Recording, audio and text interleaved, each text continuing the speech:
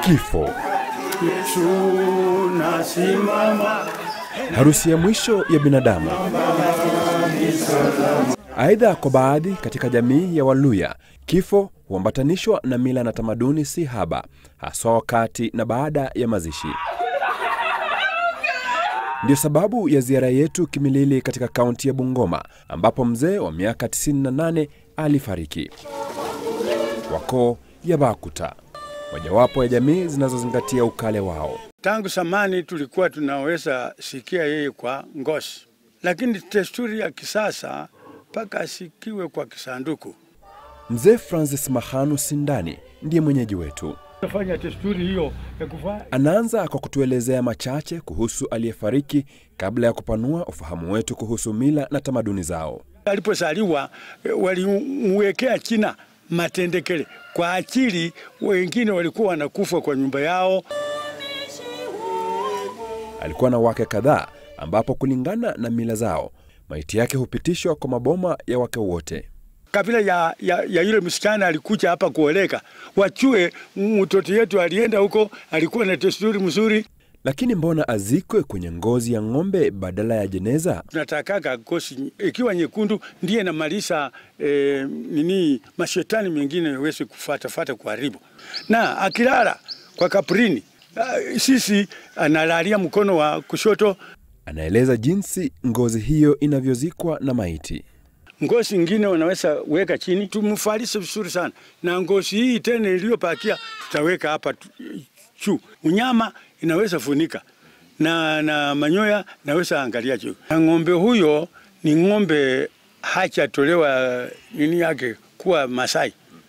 Ni ndume. Ni tena si ndume aliyopanda kwa kike. Maziko hayo hufanywa mtu mzima. Mtu huyu anachakuliwa hivi. Akileta mwanamke atasaa mtoto wa kiume au watoto wa kiume, na mtoto wa kiume huyo atakuwa mkupa, alete mwanamke na asae mtoto, na mtoto huyo mtoto wa kiume acha atairishwe kwa nyumba yake. Ndio huyo anaweza kuchakuliwa, sio kuchakua bure kumwangalia kwa ajili atisura. Kwa kawaida mtu anapozikwa katika jamii hii, baada ya siku 3 matambiko mengine hufanyika. Yeye atalala kwa kaprini siku 4. Ndio watu ache wasikie na mtu ila nao kuwa omukambisi au omuswara mse. Lazima mtu hiyo aweko kuambia watoto yake desturi na vile watakapo kaa.